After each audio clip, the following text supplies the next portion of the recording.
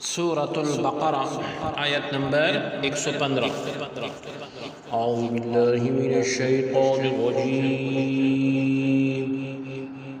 بسم اللہ الرحمن الرحیم۔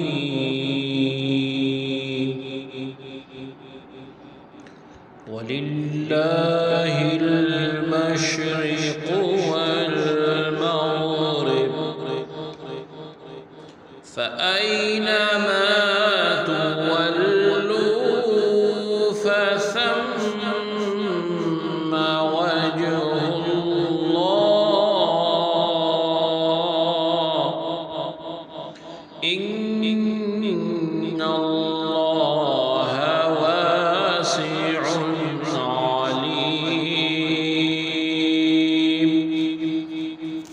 لفظی ترجمہ ہے وا اور علی واسطے اللہ اللہ رب العزت کے المشرق مشرق وا اور المغرب مغرب فا تو اینما جہاں بھی تولو تم پھیرو فا تو سما ادھر وجہ توجہ اللہ اللہ رب العزت کی انا بے شک اللہ اللہ تعالی عز وجل واسع وسعت والا علیم علم والا ہے۔ با محاورہ ترجمہ ہے اور مشرق و مغرب سب اللہ رب العزت ہی کا ہے، پس تم جدھر بھی رخ کرو ادھر ہی اللہ تعالی عز و جل کی توجہ ہے،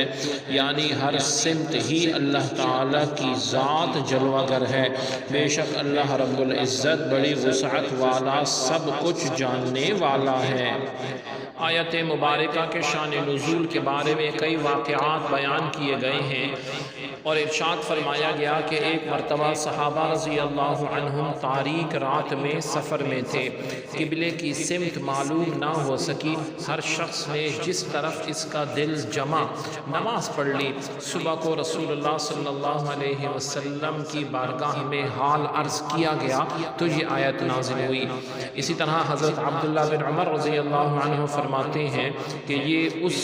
مسافر کے حق میں آیت نازل ہوئی جو سواری پر نفل ادا کرے، اس کی سواری جس طرف متوجہ ہو جائے اس طرف اس کی نماز درست ہے۔ جب خانہ کعبہ کو قبلہ بنایا گیا، یہ تیسرا واقعہ بیان ہوا، تو یہودیوں نے مسلمانوں پر اعتراض کیے، یعنی خانہ کعبہ کو قبلہ بنایا گیا، یعنی قبلہ جو ہے پہلے بیت المقدس تھا اور پھر خانہ کعبہ بنا، تو یہودیوں نے مسلمانوں پر اعتراضات کیے، ان کے رد میں یہ آیت نازل ہوئی اور بتایا گیا کہ مشرق و مغرب سب اللہ رب العزت کا ہے، جس طرف چاہے قبلہ متعین فرما دے، کسی کو اعتراض کا کیا حق ہے۔ اور چوتھا واقعہ جب یہ آیت ادعونی استجب لکم، یہ سورہ مومن کی آیت نمبر جو ہے وہ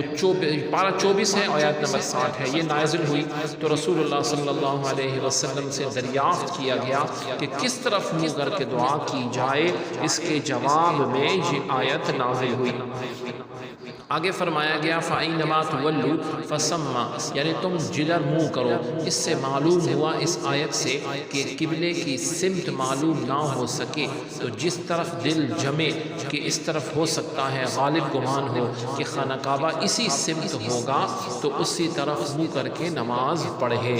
اور اسی طرح علماء نے اس کے بارے میں فرمایا ہے کہ جو اجازت ہے، یعنی یہ یاد رہے کہ خانہ کعبہ ہی قبلہ رخ ہے، اگر غلطی ہو جائے بھول چوک ہو جائے تو وہ معاف ہے۔ سبحانک اللہم و بحمدک اشہد ان لا الہ الا انت استغفرک و اتوب الیک، وصلی اللہ تعالی علی خیر خلقہ محمد وعلی آلہ و اصحابہ اجمعین برحمتک یا ارحم الراحمین۔